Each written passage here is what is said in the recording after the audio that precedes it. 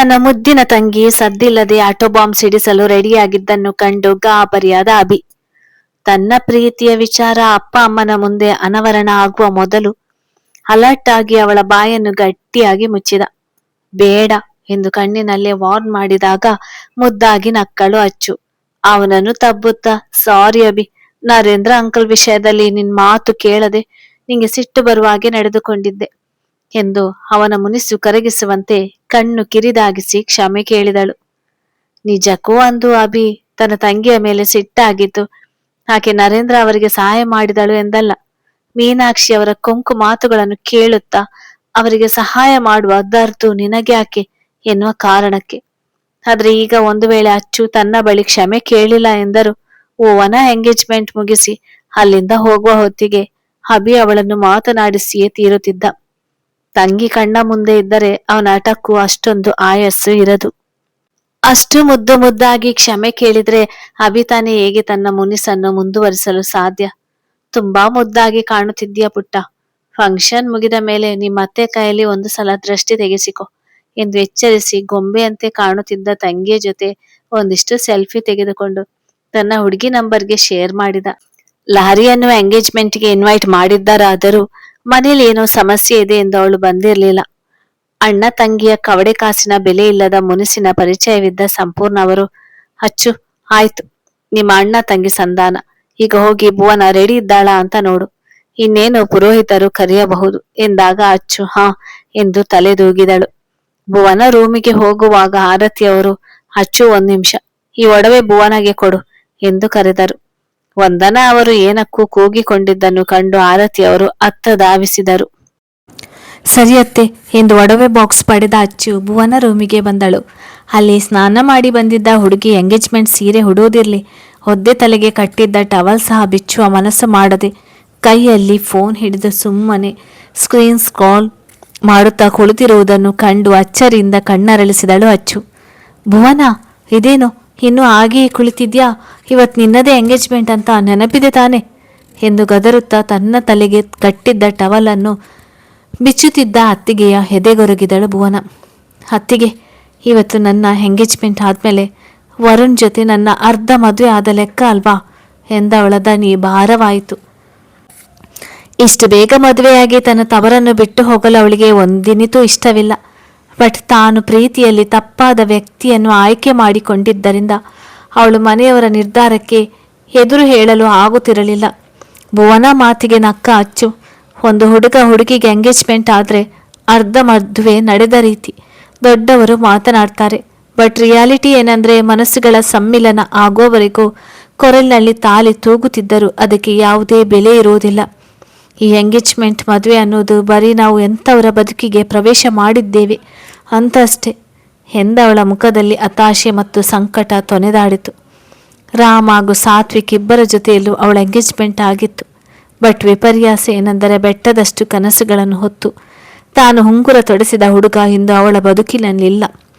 ಮನೆಯವರ ಒತ್ತಾಯಕ್ಕೆ ತಾನು ಬೆರಳೊಡ್ಡಿ ಹುಂಗುರ ತೊಡಿಸಿಕೊಂಡ ಹುಡುಗನ ಜೊತೆ ಮುಂದಿನ ತನ್ನ ಬದುಕಿನ 1000 ಕನಸುಗಳು ಅವಳ ಮನದಲ್ಲಿ ಜನ್ಮ ತಾಳಿವೆ.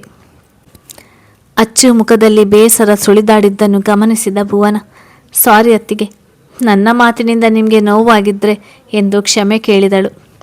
ನಕ್ಕು ಅವಳ ಕೆನ್ನೆ ಸವರಿದ ಅಚ್ಚು, ಹಾಗೇನಿಲ್ಲ, ಬೇಗ ರೆಡಿಯಾಗು ಎಂದು ಅವಳಿಗೆ ಸಹಾಯ ಮಾಡಿದಳು. ಮುಂದಿನ ಅರ್ಧ ಗಂಟೆಯಲ್ಲಿ ವರುಣ್ ಅವರು ಕೊಟ್ಟ ಸೀರೆಯನ್ನು ಹುಟ್ಟು ತನ್ನ ಅಣ್ಣ ಕೊಡಿಸಿದ ಆಭರಣ ತೊಟ್ಟು ಅಪ್ಸರೆ ಅಂತ ಕಾಣುತ್ತಿದ್ದ ಭುವನ ನನಗೆ ಮುತ್ತಿಟ್ಟ ಅಚ್ಚು, ಜೋಪಾನ ಕಣೆ, ನಮ್ಮ ಹುಡುಗನ ತಲೆ ಹಾಳು ಮಾಡುವಷ್ಟು ಮುದ್ದಾಗಿ ಕಾಣಿಸ್ತಿದ್ಯಾ, ಆಮೇಲೆ ನನಗೆ ಎಂಗೇಜ್ಮೆಂಟ್ ಬದಲು ಈಗಲೇ ಮದುವೆ ಮಾಡಿಕೊಡಿ ಅಂದರೆ ನಮಗೆ ಕಷ್ಟವಾಗುತ್ತದೆ ಎಂದು ಛೇಡಿಸಿದಾಗ ಭುವನ ಬಲವಂತವಾಗಿ ಕೆನ್ನೆ ಕೆಂಪು ಮಾಡಿಕೊಂಡಳು. ಅತ್ತಿಗೆ ಎಂದು ರಾಗ ಎಳೆದು ನಾಚಿಕೆಯಿಂದ ತಲೆ ತಗ್ಗಿಸಿದಳು. ಇದು ತನಗೆ ಒಲ್ಲದ ಮದುವೆ ಎಂದು ಅಚ್ಚುಗೆ ಅನುಮಾನ ಬರಬಾರದು ಎಂಬುದು ಅವಳ ಉದ್ದೇಶವಾಗಿತ್ತು. ಮಗಳನ್ನು ಕರೆದುಕೊಂಡು ಹೋಗಲೆಂದು ಬಂದಿದ್ದ ಆರತಿಯವರು ಅವರಿಬ್ಬರ ಮಾತುಗಳನ್ನು ಕೇಳಿ ಖುಷಿಯಿಂದ ಕಣ್ಣು ತುಂಬಿಕೊಂಡರು. ಅಚ್ಚು ತನ್ನ ಮುಂದೆ ರಾಜಾರೋಷವಾಗಿ ಸುಳಿದಾಡುವಾಗ ಕೆಲವೊಂದು ಕಹಿ ಸತ್ಯಗಳು ಕಣ್ಣ ಮುಂದೆ ಇದ್ದರು. ಒಂದು ದಿನವೂ ಅದನ್ನು ಬಗೆಯುವ ಪ್ರಯತ್ನ ಮಾಡಿ ಮನೆಯವರ ನೆಮ್ಮದಿಯನ್ನು ಹಾಳು ಮಾಡಲಿಲ್ಲ. ರಾಮ್ ಅವಳನ್ನು ಮದುವೆಯಾಗಿ 6 ತಿಂಗಳಿಗೂ ಮೇಲಾಗುತ್ತಾ ಬಂದಿತ್ತು. ಇಷ್ಟು ದಿನದಲ್ಲಿ ಒಮ್ಮೆಯೂ ತನ್ನ ಅಂಕನ ಮೀರಿ ವರ್ತಿಸಲಿಲ್ಲ ಅವಳು. ಇನ್ನು ಅಣ್ಣನ ಮಾತಿಗೆ ತನ್ನ ಪ್ರೀತಿಯನ್ನು ತ್ಯಾಗ ಮಾಡಿ ತವರಿನ ಅಕ್ಕರೆಯಂತೆ ಅಣ್ಣನ ಮಗನ ಜೊತೆ ಮದುವೆಗೆ ತಯಾರಾಗಿರುವ ಮಗಳು. ಇದೆಲ್ಲವನ್ನು ನೆನೆದವರ ಮನ ಆರ್ಧವಾಯಿತು. ತಮ್ಮ ಮಕ್ಕಳ ಬದುಕಿನಲ್ಲಿ ಪ್ರೀತಿ ಶಾಪವಾಗಿ ಬಿಡುವುದೆಂಬ ಭಯವಿತ್ತಲ್ಲ ಆ ತಾಯಿ ಜೀವಕ್ಕೆ. ದೃಷ್ಟಿ ಬೊಟ್ಟಿಟ್ಟು ಹಿಂದೆ ತಿರುಗಿದ ಅಚ್ಚು, ಅತ್ತೆ ಬನ್ನಿ, ಯಾಕೆ ಇಲ್ಲೇ ನಿಂತು ಬಿಟ್ಟಿರಿ ಎಂದು ಅವರನ್ನು ಒಳಗಡೆ ಕರೆದಳು. ಮುಖ ತಿರುಗಿಸಿ ಕಣ್ಣು ಒರೆಸಿಕೊಂಡ ಆರತಿಯವರು, ಭುವನ ರೆಡಿಯಾಗಿದ್ದು, ಹಾಗಿದ್ರೆ ಕರೆದುಕೊಂಡು ಹೋಗೋಣ ಅಂತ ಬಂದೆ. ಪುರೋಹಿತರು ಹುಡುಗಿಯನ್ನು ಕರೆದುಕೊಂಡು ಬರುವುದಕ್ಕೆ ಹೇಳಿದ್ರು ಎಂದಾಗ, ಆಗಿದೆ ಅತ್ತೆ, ನಾನು ಅದನ್ನೇ ಬಂದು ಕೇಳೋಣ ಅಂದುಕೊಂಡೆ, ಅಷ್ಟರಲ್ಲಿ ನೀವೇ ಬಂದಿರಿ ಎಂದ ಅಚ್ಚು ಭುವನಗೆ. ಹೊರಡೋಣವೇ ಎಂದು ಕಣ್ಣಿನಲ್ಲಿ ಕೇಳಿದಳು. ಭುವನ ಎದ್ದು ನಿಂತಾಗ ಅವಳ ತಲೆಯಲ್ಲಿದ್ದ ಹೂವನ್ನು ಸರಿ ಮಾಡಿದ ಆರತಿಯವರು, ಭುವನ, ನಾನು ನಿನ್ನ ಮದುವೆ ಇಷ್ಟು ಅವಸರದಲ್ಲಿ ಮಾಡುತ್ತಿದ್ದೀನಿ ಅಂತ ನಿನಗೆ ಬೇಸರವಾಗಿದೆ ಅಂತ ನನಗೂ ಗೊತ್ತು. ಆದರೆ ನಾನೇನು ಮಾಡಿದ್ರು ನಿನ್ನ ಒಳ್ಳೆಯದಕ್ಕೆ ಅನ್ನೋದನ್ನು ಅರ್ಥ ಮಾಡಿಕೊ. ಇನ್ನು ವರುಣ್ ಬಗ್ಗೆ ನಾನೇನು ನಿನಗೆ ಬಿಡಿಸಿ ಹೇಳುವ ಅಗತ್ಯವಿಲ್ಲ. ನಿನಗೆ ಸಣ್ಣ ನೋವು ಆಗದಂತೆ ನೋಡಿಕೊಳ್ತಾನೆ ಅನ್ನುವ ಭರವಸೆ ನಮಗಿದೆ ಎಂದರು. ಅವರ ಮಾತಿಗೆ ಸರಿ ಎಂದು ಕುತ್ತಿಗೆ ಆಡಿಸಿ ಕಣ್ಣು ತುಂಬಿಕೊಂಡ ಭುವನಾಗೆ ತನ್ನ ಮನಸ್ಸು ತಿಳಿಯಾಗುವವರೆಗೂ ಇದೆಲ್ಲವೂ ಬೇಡವಾಗಿತ್ತು. ತನ್ನ ಪಕ್ಕದಲ್ಲೇ ವಿಘ್ನ ನಿವಾರಕನಿಗೆ ಪೂಜೆ ಸಲ್ಲಿಸುತ್ತಿದ್ದ ಹುಡುಗಿಯನ್ನು ಒಮ್ಮೆ ನೋಡಿದ ವರುಣ್ ಮುಖದಲ್ಲಿ ವ್ಯಂಗ್ಯ ನಗು ಒಂದು ಸುಳಿದು ಹೋಯಿತು. ಭುವನ ಅವನ ಬದುಕನ್ನು ಬದಲಾಯಿಸಲು ಮತ್ತು ಅದೃಷ್ಟದ ಬಾಗಿಲನ್ನು ತೆರೆಯಲು ಬರುತ್ತಿರುವ ಅದೃಷ್ಟಲಕ್ಷ್ಮಿ ವರುಣ್ ಪೂಜೆಯ ಕಡೆ ಗಮನ ಕೊಡದೆ ತನ್ನನ್ನೇ ನೋಡುತ್ತಿರುವುದನ್ನು ಕಂಡು ಅವಳಿಗೆ ಕಸಿವಿಸಿಯಾಯಿತು. ವರುಣ್, ಯಾಕೆ ಹಾಗೆ ನೋಡ್ತಿದ್ಯಾ? ಪೂಜೆಯ ಕಡೆ ಗಮನ ಎಂದು ಪಿಸು ದನಿಯಲ್ಲಿ ಕನಲಿದಳು. You look very cute. ನಾನೇನು ಮಾಡಲಿ, ನಿನ್ನಿಂದ ದೃಷ್ಟಿ ಹರಿಸಲು ಸಾಧ್ಯವಾಗ್ತಿಲ್ಲ ಎಂದು ಪ್ರೀತಿಯಿಂದ ಹೇಳಿದ. ಅದಕ್ಕೆಲ್ಲರ ಮುಂದೆ ನೀನು ಹೀಗೆ ನೋಡ್ತಿದ್ರೆ ನನಗೆ ಎಂಬ್ರೆಸ್ಮೆಂಟ್ ಆಗುತ್ತದೆ, ಸೊ ಪ್ಲೀಸ್ ಎಂದು ಹಲ್ಲು ಕಚ್ಚಿದಳು ಭುವನ. ಅವಳ ಮುನಿಸಿಕೊಂಡು ನಸುನಕ್ಕ ವರುಣ್, ನಾನು ನಿನ್ನ ಕೊರಳಿಗೆ ತಾಳಿ ಕಟ್ಟುವವರೆಗೂ ಅಷ್ಟೇ ನಿನ್ನ ಈ ಮುಜುಗರ, ಸಂಕೋಚ ಇಲ್ಲ. ಆಮೇಲೆ ಇವ್ಯಾವು ನನ್ನ ಹತ್ರ ವರ್ಕ್ ಆಗೋದಿಲ್ಲ ಎಂದು ಪಿಸು ನುಡಿದು ಪೂಜೆಯ ಕಡೆ ಗಮನ ಕೊಟ್ಟಾಗ ಅಸಹನೆಯಿಂದ ತಲೆ ಕೊಡವಿದಳು ಭುವನ. ವರುಣ್ ಏನೇ ಮಾಡಿದ್ರೂ ಅವಳಿಗೆ ಕಿರಿಕಿರಿ ಅನಿಸ್ತಿತ್ತು. ವಿನಾಯಕನಿಗೆ ಪೂಜೆ ಮಾಡಿ ಎದ್ದು ನಿಂತವರು ಶುಭ ಗಳಿಗೆಯಲ್ಲಿ ಮನೆಯವರ ಸಮ್ಮುಖದಲ್ಲಿ ಒಬ್ಬರ ಬೆರಳಿಗೆ ಒಬ್ಬರು ಉಂಗುರ ತೊಡಿಸಿ ಬಾಯಿ ಸಿಹಿ ಮಾಡಿಕೊಂಡರು. ಯಾವುದೇ ಸಮಸ್ಯೆ ಇಲ್ಲದೆ ಮಗನ ಎಂಗೇಜ್ಮೆಂಟ್ ಭುವನ ಜೊತೆ ನೆರವೇರಿದ್ದನ್ನು ಕಂಡು ನರೇಶ್ ನೆಮ್ಮದಿಯ ನಿಟ್ಟಿಸಿರು ಬಿಟ್ಟರು. ಭುವನ ಅವರ ಪಾಲಿಗೆ ಚಿನ್ನದ ಮೊಟ್ಟೆ ಇಡುವ ಕೋಳಿ ಅಲ್ವೇ. ಇನ್ಮುಂದೆ ಅಚ್ಚು ಮತ್ತು ಆರವ್ನನ್ನು ರಾಮ್ ಬದುಕಿನಿಂದ ಕಿತ್ತೆಗೆಯುವ ಕೆಲಸಕ್ಕೆ ನೆಮ್ಮದಿಯಾಗಿ ಕೈ ಹಾಕ್ಬೋದು ಎಂದು ವರ್ಷ ಕೂಕವಾಗಿ ನಕ್ಕಳು.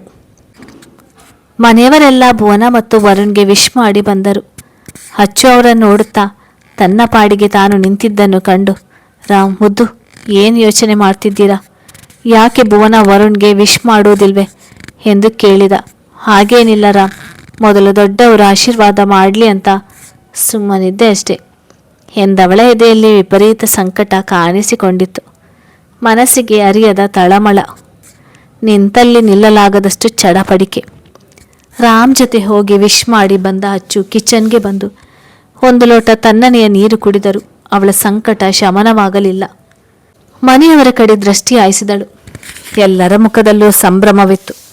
ಬಟ್ ತನ್ನ ಮನಸ್ಸು ಯಾಕೆ ತನ್ನವರು ಯಾರೋ ಅಪಾಯದಲ್ಲಿದ್ದಂತೆ ಗಾಸಿ ಪಡುತ್ತಿದೆ ಎಂದವಳಿಗೆ ತಿಳಿಯಲಿಲ್ಲ. ಕಣ್ಣು ಮುಚ್ಚಿ ಯೋಚಿಸಿದಾಗ ಅವಳ ಬಂಗಾರಿ ಆರವ್ ನೆನಪಾದ. ಗಾಬರಿಯಿಂದ ಕಣ್ಣು ಬಿಟ್ಟಳು. ತಡ ಮಾಡದೆ ರಾಮ್ ಬಳಿ ಬಂದು ಅಚ್ಚು, ರಾಮ್ ಬಂಗಾರಿ ಎಲ್ಲಿದ್ದಾನೆ ಎಂದು ದುಗುಡ ತುಂಬಿದ ದನಿಯಲ್ಲಿ ಕೇಳಿದಳು. ರಾಮ್ಗೂ ಆಗಲೇ ಮಗ ನೆನಪಾಗಿತ್ತು. ಗೊಂದಲದಲ್ಲಿ ಮನೆಯವರನ್ನೆಲ್ಲ ಗಮನಿಸಿದ. ಯಾರ ಬಳಿಯೂ ಆರವ್ ಕಾಣಲಿಲ್ಲ. ಗಾಬರಿಯಾದ ಅಚ್ಚು, ಏನು ಹೇಳ್ತಿದ್ದೀರಾ? ಅವನ ನೋಡಿ ತುಂಬ ಸಮಯವಾಯಿತು ಅಂದರೆ ಏನರ್ಥ ರಾಮ್? ಅವನು ಸಣ್ಣ ಮಗು ಅನ್ನುವ ಪರಿಜ್ಞಾನವಾದರೂ ಇಲ್ಲವೇ ನಿಮಗೆ ಎಂದು ಗುಡುಗಿದಳು. ಅವಳ ಕಣ್ಣುಗಳಲ್ಲಿ ಆಗಲೇ ನೀರು ತುಂಬಿತ್ತು. ರಾಮ್ಗೂ ಭಯವಾಗುತ್ತಿದ್ದರು. ಮುದ್ದು, ಸಮಾಧಾನ ಮಾಡಿಕೊಳ್ಳಿ, ಎಲ್ಲೋ ಹಾಡುತ್ತಿರುತ್ತಾನೆ, ನಾವು ಗಾಬರಿಯಾಗದೆ ಹುಡುಕೋಣ, ಇಲ್ಲದಿದ್ದರೆ ಮನೆಯವರೆಲ್ಲ ಗಾಬರಿಯಾಗುತ್ತಾರೆ ಎಂದು ವಿನಂತಿಸಿದ. ಅಲ್ಲಿಗೆ ಬಂದ ಅಂಕಿತ್, ಅಣ್ಣ ಏನಾಯಿತು ಎಂದು ಕೇಳಿದಾಗ ಆರವ್ ಕಾಣುತ್ತಿಲ್ವ ಎನ್ನುವ ವಿಷಯ ತಿಳಿಸಿದರು. ನೀವು ಹೊರಗಡೆ ಸ್ವಿಮ್ಮಿಂಗ್ ಪೂಲ್, ಗಾರ್ಡನ್ ಎಲ್ಲ ಹುಡುಕೋ, ನಾವು ಮನೆಯೊಳಗೆ ಹುಡುಕುತ್ತೇವೆ, ಆದರೆ ಯಾರಿಗೂ ಹೇಳಬೇಡ ಎಂದು ಎಚ್ಚರಿಸಿದ ರಾಮ್. ಅಂಕಿತ್ ಹೊರಗೆ ಹೋದರೆ ಅಚ್ಚು ಮತ್ತು ರಾಮ್ ಮನೆಯೊಳಗೆ ಹುಡುಕಲು ಶುರು ಮಾಡಿದರು. ಮಗನಿಗೆ ಏನಾಯಿತೋ ಎಂಬ ಭೀತಿಯಲ್ಲಿ ಅಚ್ಚು ರಾಮ್ ಮೇಲೆ ರೇಗುತ್ತಿದ್ದಳು. ಎಂಗೇಜ್ಮೆಂಟ್ ಸಂಭ್ರಮದಲ್ಲಿದ್ದ ಯಾರಿಗೂ ಅನುಮಾನ ಬಾರದಂತೆ ಕೆಳಗಿನ ರೂಮ್ಗಳಲ್ಲಿ ಹುಡುಕಿ ಮೇಲೆ ಬಂದರು. ರೂಮಿಗೆ ಕಳುಹಿಸಿಕೊಟ್ಟರ? ಇಲ್ಲ ರಾಮ್, ಅವನು ರೂಮಿನೊಳಗೆ ಬರಲೇ ಇಲ್ಲ ಎಂದಾಗ ಅಚ್ಚು ದನಿ ಗದ್ಗದಿತವಾಯಿತು. ಯಾವುದೋ ರೂಮಿನಲ್ಲಿ ಕುಳಿತು ಆಟ ಆಡ್ತಿರ್ಬೇಕೆಂದು ರಾಮ್ ಸಮಾಧಾನಪಡಿಸಿದರು. ಅವನ ಧ್ವನಿಯು ನಡುಗುತ್ತಿತ್ತು. ಅಚ್ಚು ಗಾಬರಿಯಿಂದ ಆರವ್, ಬಂಗಾರಿ ಎಲ್ಲಿದ್ಯಾ ಎಂದು ಕೂಗುತ್ತಾ ಎಲ್ಲ ರೂಮ್ಗಳನ್ನು ಹುಡುಕಿದಳು. ಎಲ್ಲಿಯೂ ಮಗುವಿನ ಸುಳಿವು ಸಿಗದಿದ್ದಾಗ ಹೈರಾನಾಗಿ ಅಲ್ಲೇ ಕುಸಿದು ಕುಳಿತು ಬಿಕ್ಕಲಿಸಲು ಶುರು ಮಾಡಿದಳು. ಆರವ್ ಅವಳ ಉಸಿರನ್ನು ಹಂಚಿಕೊಳ್ಳದಿದ್ದರೂ ಜನ್ಮ ಕೊಟ್ಟ ಮಗನಿಗಿಂತ ಹೆಚ್ಚು. ಆ ತಾಯಿ ಹೊಡಲು ದ್ರವಿಸಿ ಹೋಗುತ್ತಿತ್ತು. ಬಂಗಾರಿ ಎಲ್ಲಿದ್ಯಾ, ಬಂದು ಬಿಡು ಮಮ್ಮನ ಮುಂದೆ ಎಂದು ಉಸಿರು ಬಿಗಿ ಹಿಡಿದು ಬಿಕ್ಕಳಿಸುತ್ತಿದ್ದವಳ ಧೈರ್ಯ ಕುಸಿಯುತ್ತಿತ್ತು. ತಮ್ಮನಿಗೆ ಕಾಲ್ ಮಾಡಿದ ರಾಮ್. ಅಂಕಿತ್ ಸಹ ಆರವ್ ಇಲ್ಲೆಲ್ಲೋ ಕಾಣುತ್ತಿಲ್ಲ ಎಂದದನ್ನು ಕೇಳಿ ಅವನ ದುಗುಡ ಮತ್ತಷ್ಟು ಜಾಸ್ತಿ ಆಯಿತು. ಮಗನ ಸುಳಿವು ಸಿಗದೆ ಕಂಗಾಲಾದ ರಾಮ್ಗೆ ಶರಣ್ ನೆನಪಾದ. ಫಂಕ್ಷನ್ನಲ್ಲಿ ಬ್ಯುಸಿ ಇದ್ದಾಗ ತನ್ನ ಮಗನನ್ನು ಏನಾದರೂ ಕಿಡ್ನಾಪ್ ಮಾಡಿ ಬಿಟ್ಟಿರ್ಬೋದಾ ಎಂದವನಿಗೆ ಅನುಮಾನವಾಯಿತು. ಬಟ್ ತನ್ನ ಕಣ್ಣು ಮೀರಿ ಅಂತಹ ಒಂದು ಘಟನೆ ತನ್ನ ಮನೆಯಲ್ಲಿ ಸಂಭವಿಸುವುದು ಅಷ್ಟು ಸುಲಭವಲ್ಲ ಎಂದು ಅವನಿಗೂ ತಿಳಿದಿದೆ.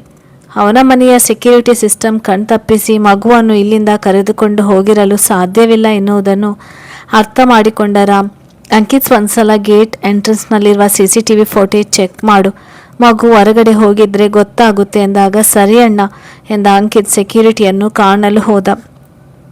ತನ್ನ ರೂಮಿನಿಂದ ಹೊರಬಂದ ರಾಮ್ ಒಮ್ಮೆ ತನ್ನವಳಿಗಾಗಿ ಕಣ್ಣಾಡಿಸಿದ. ಮುದ್ದಾಗಿ ರೆಡಿಯಾಗಿ ಬೆಳಿಗ್ಗೆಯಿಂದ ಮನೆ ತುಂಬ ಓಡಾಡಿಕೊಂಡು ತನ್ನ ತಂಗಿಯ ಎಂಗೇಜ್ಮೆಂಟ್ ಕೆಲಸದಲ್ಲಿ ಬ್ಯುಸಿ ಇದ್ದ ಅವನ ಮಡದಿ ಈಗ ಯಾರಿಗೂ ಕಾಣದಂತೆ ಒಂದು ಕಡೆ ಕುಳಿತು ತುಟಿ ಬಿಗಿದು ಬಿಕ್ಕಿ ಬಿಕ್ಕಿ ಅಳುತ್ತಿರುವುದನ್ನು ಕಂಡು ಅವನ ಮನಸ್ಸು ದ್ರವಿಸಿ ಹೋಯಿತು. ತನ್ನ ಸಣ್ಣ ನಿರ್ಲಕ್ಷ್ಯ ಅವನ ಜೀವದಂತಿರುವ 2 ಜೀವಗಳಿಗೂ ನೋವು ಕೊಡುತ್ತಿರುವುದು ಕಂಡು ಅವನು ನೊಂದನು. ಓಡುವ ನಡಿಗೆಯಲ್ಲಿ ಮಡದಿಯ ಬಳಿ ಬಂದ ರಾಮ್, ಮುದ್ದು ಏನು ಮಾಡ್ತಿದ್ದೀರಾ ನೀವು? ಅವನಿಗೇನೂ ಆಗಿರೋದಿಲ್ಲ, ನೀವು ಸಮಾಧಾನ ಮಾಡಿಕೊಳ್ಳಿ ಎಂದು ಅವಳ ಭುಜ ಅದುಮಿ ಸಮಾಧಾನ ಮಾಡಲು ಬಂದ ರಾಮ್ ಕೈಯನ್ನು ದೂರ ದೂಡಿದಳು ಅಚ್ಚು. ಹೇಗೆ ರಾಮ್ ಸಮಾಧಾನ ಮಾಡಿಕೊಳ್ಳೋದು? ಮಗು ಬೆಳಿಗ್ಗೆಯಿಂದ ಕಾಣುತ್ತಿಲ್ಲ, ಅದು ನಿಮ್ಮ ನಿರ್ಲಕ್ಷ್ಯದಿಂದ. ಪ್ಲೀಸ್ ರಾಮ್, ನನಗೆ ನನ್ನ ಬಂಗಾರಿ ಬೇಕು, ಅವನನ್ನು ಹುಡುಕಿ ಕೊಡಿ ಎಂದು ತುಂಬಿದ ಕಣ್ಣುಗಳಿಂದ ತನ್ನನ್ನು ದಿಟ್ಟಿಸುತ್ತಾ ಮನವಿ ಮಾಡಿದವಳ ಮುಂದೆ ಮೊನಕಾಲು ಊರಿ ಕುಳಿತ ರಾಮ್. ಅವಳ ಕಣ್ಣೀರು ತೊಡೆದು ಅವಳನ್ನು ತನ್ನೆದೆಗೆ ಒದಗಿಸಿಕೊಳ್ಳುತ್ತಾ, ಮುದ್ದು ನೀವು ಧೈರ್ಯವಾಗಿರಿ, ನೀವು ಭಯಪಡುತ್ತಿರುವ ಹಾಗೆ ಅವನಿಗೇನೂ ಆಗಿಲ್ಲ ಎನ್ನುವಾಗ ಅಚ್ಚು ಕಿವಿಗಳು ಚುರುಕಾದವು. ತನ್ನ ತುಟಿ ಬಿಗಿದು ಬಿಕ್ಕಳಿಕೆ ತಡೆದವಳ ಹುಬ್ಬುಗಳು ಗಂಟಾದವು. ಒಡನೆ ತನ್ನವನಿಂದ ದೂರ ಸರಿದ ಹುಡುಗಿ, ರಾಮ್ ನಿಮ್ಗೇನಾದರೂ ಶಬ್ದ ಕೇಳಿಸ್ತಿದೆಯಾ ಎಂದು ತನ್ನ ಸುತ್ತಲೂ ಕಣ್ಣಾಡಿಸುತ್ತಾ ಕೇಳಿದಳು. ರಾಮ್ ಸಹ ತನ್ನ ಸುತ್ತಲೂ ನೋಡುತ್ತಾ, ಹಾ ಮುದ್ದು, ಬಂಗಾರಿ ಇಲ್ಲಿ ಎಲ್ಲೋ ಮಮ್ಮ ಅನ್ನುತ್ತಿರುವ ಸೌಂಡ್ ಇದು ಎಂದವನು ಗಾಬರಿಯಿಂದ ತನ್ನ ಸುತ್ತಲೂ ಮಗನಿಗಾಗಿ ಕಣ್ಣಾಡಿಸಿ ಹುಡುಕುತ್ತಾ, ಆರೋ ಬಂಗಾರಿ ಎಲ್ಲಿದ್ಯಾ ಪುಟ್ಟ ಎಂದು ಕೂಗುತ್ತಾ ಮಗನನ್ನು ಹುಡುಕಲು ಶುರು ಮಾಡಿದ. ಅಚ್ಚು ಸಹ ರಾಮ್ ಜೊತೆಗೆ ಮತ್ತೊಮ್ಮೆ ಎಲ್ಲ ಕಡೆ ಹುಡುಕಲು ಶುರು ಮಾಡಿದಳು. ಬಟ್ ಮಗು ದನಿ ಯಾವ ಕಡೆಯಿಂದ ಬರುತ್ತಿದೆ ಎಂದು ತಿಳಿಯಲು ನಿಮಿಷಗಳೇ ಬೇಕಾಯಿತು. ಸ್ಟೋರ್ ರೂಮಿನ ಬಳಿ ಬಂದು ನಿಂತು ಸ್ಟೋರ್ ರೂಮಿನ ಡೋರಿಗೆ ಕಿವಿಯೊತ್ತಿ ನಿಂತವಳು ರಾಮ್ ಎಂದಳು ಜೋರು ದನಿಯಲ್ಲಿ. ಅವಳ ದನಿ ಕೇಳಿ ಅವಳ ಬಳಿ ಓಡಿ ಬಂದ ರಾಮ್, ಮುದ್ದು ಬಂಗಾರಿ ಇದರಲ್ಲೇ ಇದ್ದಾನಾ ಎಂದು ಅನುಮಾನದಲ್ಲಿ ಕೇಳಿದ. ಹಾಂ, ಇದರಲ್ಲೇ ಇದ್ದಾನೆ. ಯಾರೋ ನನ್ನ ಬಂಗಾರಿಯನ್ನು ಇದರಲ್ಲಿ ಲಾಕ್ ಮಾಡಿದ್ದಾರೆ ರಾಮ್, ಪ್ಲೀಸ್ ಬೇಗ ಡೋರ್ ಓಪನ್ ಮಾಡಿ ಎಂದು ಒಂದೇ ಉಸಿರಿನಲ್ಲಿ ಹೇಳಿದಾಗ ಲಾಕ್ ಮಾಡಿದ್ದ ಸ್ಟೋರ್ ರೂಮಿನ ಡೋರ್ ಕಂಡು ರಾಮ್ಗೂ ಸಣ್ಣ ಅನುಮಾನ ಬಂತು. ಆದರೆ ಮೊದಲು ರೂಮಿನ ಡೋರ್ ಓಪನ್ ಮಾಡುವ ಕಡೆ ಗಮನ ಕೊಟ್ಟ. ಅದು ಕೀಯಿಂದ ಲಾಕ್ ಆಗಿತ್ತು. ಅದನ್ನು ಕಂಡು ರಾಮ್ ಸಿಟ್ಟು ಮತ್ತು ಅಸಹನೆಯಿಂದ 2 ಹೆಜ್ಜೆ ಹಿಂದೆ ಸರಿದು ಬಂದು ತನ್ನ ತೋಳಿನಿಂದ 3-4 ಬಾರಿ ಬಲವಾಗಿ ಡೋರಿಗೆ ಗುದ್ದಿದ. ಮಗ ಒಳಗಡೆ ಸಣ್ಣ ದನಿಯಲ್ಲಿ ನರಳುತ್ತಿರುವುದನ್ನು ಕೇಳಿದ ಮೇಲೆ ಕಿಚನ್ಗೆ ಹೋಗಿ ಸ್ಟೋರ್ ರೂಮಿನ ಕೀ ತರುವ ವ್ಯವಧಾನ ಸಹ ಅವನಿಗೆ ಇರಲಿಲ್ಲ.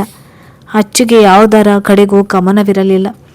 ಯಾವಾಗ ಡೋರ್ ಓಪನ್ ಆಗುವುದು, ತನ್ನ ಕಂದನ ಮುಖ ಯಾವಾಗ ನೋಡುವೆನು ಎಂಬ ತೀರದ ಚಡಪಡಿಕೆ ಅವಳನ್ನು ಸುತ್ತಿಕೊಂಡಿತ್ತು.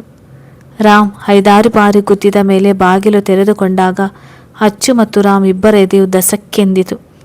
ರೂಮಿನಿಂದ ಬರುತ್ತಿದ್ದ ಖಾರದ ಪುಡಿಯ ಘಾಟಿಗೆ ಅವರು ತತ್ತರಿಸಿದರು. ಅಚ್ಚು ತನ್ನ ಸೆರಗನ್ನು ಮುಚ್ಚಿಕೊಂಡು ಒಡನೆ ರೂಮಿನೊಳಗೆ ನುಗ್ಗಿದಳು. ರಾಮ್ ತನ್ನ ಕಿಸೆಯಲ್ಲಿದ್ದ ಕರ್ಚೀಪ್ ಮೂಗಿಗೆ ಒತ್ತಿ ಹಿಡಿದು ರೂಮಿನೊಳಗೆ ಬಂದು ಅಚ್ಚು ಅಷ್ಟರಲ್ಲಿ ಕತ್ತಲೆ ತುಂಬಿದ ಕೋಣೆಯೊಳಗೆ ಸ್ವಿಚ್ ಬೋರ್ಡ್ ಹುಡುಕಿ ಲೈಟ್ ಆನ್ ಮಾಡಿದಾಗ ಮಗನ ಸ್ಥಿತಿ ಕಂಡು ಅವರಿಬ್ಬರು ಅರೆ ನಿಮಿಷ ಸ್ತಬ್ಧರಾಗಿ ಹೋದರು. ಸ್ಟೋರ್ ರೂಮ್ನಲ್ಲಿ ಖಾರದ ಪುಡಿ ಚಿಲ್ಲಿದ್ದರಿಂದ ಅದರ ಘಾಟಿಗೆ ಕೆಮ್ಮಿ ಕೆಮ್ಮಿ ಪ್ರಜ್ಞೆ ತಪ್ಪಿದ ಮಗುವಿನ ಉಸಿರಾಟ ಅದಾಗಲೇ ಕ್ಷೀಣಿಸ್ತಿರುವುದು ಕಂಡು ಅವರು ನಡುಗಿ ಹೋದರು.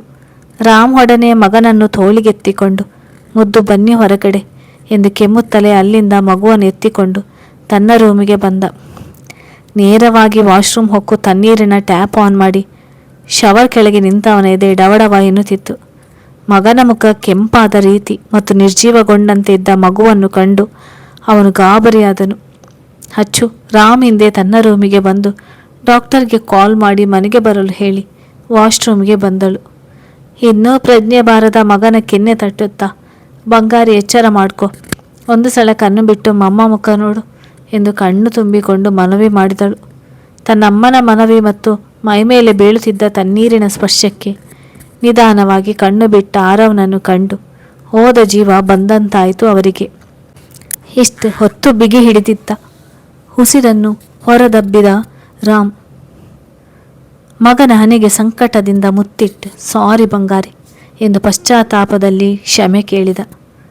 ರಾಮ್ ಕೊಡಿ ಅವನನ್ನು ಎಂದು ತನ್ನ ಅಪ್ಪನ ಕೈಯಲ್ಲಿದ್ದ ಮಗನನ್ನು ಎದೆಗವಚಿಕೊಂಡು ಅಲ್ಲೇ ಕುಳಿತು ಅಚ್ಚು ಅವನ ಮುಖದ ತುಂಬ ಮುತ್ತಿಟ್ಟು, ಬಂಗಾರಿ ನಿನಗೇನು ಆಗಿಲ್ಲ ತಾನೆ, ಇನ್ನೊಂದು ಸ್ವಲ್ಪ ಹೊತ್ತು ನೀನು ಸಿಗದೇ ಹೋಗಿದ್ರೆ ನಮ್ಮ ಜೀವ ಹೋಗ್ತಿತ್ತಲ್ವೋ ಎಂದು ಮಗನ ಪುಟ್ಟ ಕೈಯನ್ನು ತುಟಿಗೊತ್ತಿಕೊಂಡು ವೇದನೆಯಿಂದ ಹೇಳಿದಳು.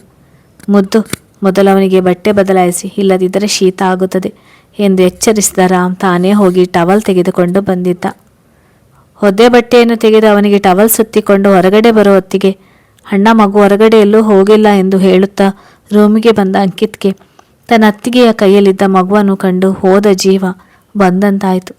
ಅಣ್ಣ ಎಲ್ಲಿದ್ದ ಮಗು ಎಂದು ಆರವನ ಕೆಂಪಾದ ಮೊಗ ಮತ್ತು ಕಣ್ಣಿನಲ್ಲಿ ಇಳಿಯುತ್ತಿದ್ದ ನೀರನ್ನು ಕಾಣುತ್ತಾ ಗಾಬರಿಯಲ್ಲಿ ಕೇಳಿದ. ಸ್ಟೋರ್ ರೂಮ್ನಲ್ಲಿದ್ದ ಕಣೋ ಎಂದು ರಾಮ್ ಹೇಳಿದಾಗ, ವಾಟ್, ಸ್ಟೋರ್ ರೂಮ್ನಲ್ಲಿದ್ದಾನ ಎಂದು ಅಚ್ಚರಿಯಿಂದ ಕೇಳಿದ್ದ ಅಂಕಿತ್ಗೆ ತನ್ನ ಅಣ್ಣ ಹೇಳಿದ ವಿಷಯವನ್ನು ನಂಬುವುದು ತುಸು ಕಷ್ಟವಾಯಿತು.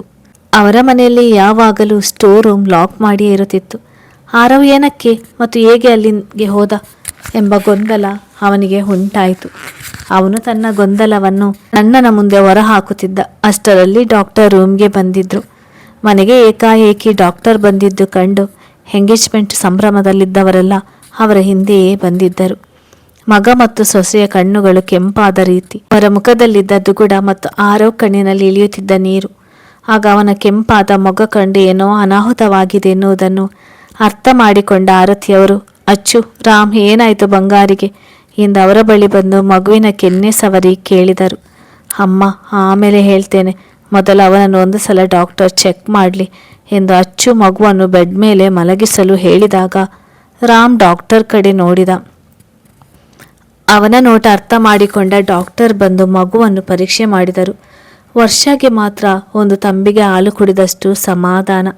ಅಚ್ಚು ಮತ್ತು ಆರವ್ ಕಣ್ಣಿನಲ್ಲಿದ್ದ ನೋವು ಕಂಡು ಮಗನ ಸ್ಥಿತಿ ನೋಡಲಾಗದೆ ಅವನ ತಾಯಿ ಅದೆಷ್ಟು ಒದ್ದಾಡಿರ್ಬೋದು ಎಂದು ಅಂದಾಜಿಸಿದಳು. ರಾಮ್ ತನ್ನ ಮಡದಿ ಮಗನ ಜೊತೆ ಖುಷಿಯಿಂದ ತನ್ನ ಬದುಕು ಕಟ್ಟಿಕೊಳ್ಳಲು ತಯಾರಾಗಿದ್ದವಳಿಗೆ ಸಹಿಸಲು ಸಾಧ್ಯವಿರಲಿಲ್ಲ. ಹಾಗಾಗಿ ಅವನಿಗೂ ಸಹ ಒಳ್ಳೆ ಶಿಕ್ಷೆಯೇ ಕೊಟ್ಟೆ ಎಂದು ಒಳಗೊಳಗೆ ಸಂಭ್ರಮಿಸಿದಳು ಆ ದುಷ್ಟೆ. ಹಗಲಿಂದ ತಂಗಿಯನ್ನು ಗಮನಿಸ್ತಿದ್ದ ವರುಣ್ಗೆ ಅವಳ ತುಟಿಯಲ್ಲಿದ್ದ ವ್ಯಂಗ್ಯ ನಗುವೆ ಇದು ಅವಳದೇ ಕೆಲಸ ಎಂದು ಸುಳಿವು ನೀಡಿದಾಗ ಅವನಾನೇ ಹೊತ್ತಿಕೊಂಡ. ತನ್ನ ಎಂಗೇಜ್ಮೆಂಟ್ ಆಗುವವರೆಗೂ ಸುಮ್ಮನಿರು ಎಂದು ಎಚ್ಚರಿಸಿದರು. ಇಷ್ಟು ಬೇಗ ತನ್ನ ಕೈ ಚಳಕ ತೋರಿರುವ ತಂಗಿಯನ್ನು ಕಂಡು ಅವನು ಉಬ್ಬು ತೀಡಿಕೊಂಡ. ರಾಮ್, ಇನ್ಮೇಲೆ ನಿನ್ನ ಲೈಫ್ನಲ್ಲಿ ನೆಮ್ಮದಿ ಮತ್ತು ಖುಷಿ ಕರಗಿಸೋದಕ್ಕೆ ನನ್ನ ತಂಗಿ ರೆಡಿಯಾಗಿದ್ದಾಳೆ. ಸ್ವಲ್ಪ ಹುಷಾರಾಗಿರು. ಹಾಗೇ ದೇವರ ಹತ್ತಿರ ರಿಕ್ವೆಸ್ಟ್ ಮಾಡಿಕೊ, ನನ್ನ ಹೆಂಡತಿ ಮಗ ನನ್ನಿಂದ ದೂರವಾದರೂ ಪರವಾಗಿಲ್ಲ, ಅವರಿಬ್ಬರನ್ನು ಜೀವಂತವಾಗಿ ಆದರೂ ಇರಿಸು ಭಗವಂತ ಎಂದು ತನ್ನೊಳಗೆ ನುಡಿದು ಕೂಕವಾಗಿ ನಕ್ಕಿದ್ದ ವರುಣ್.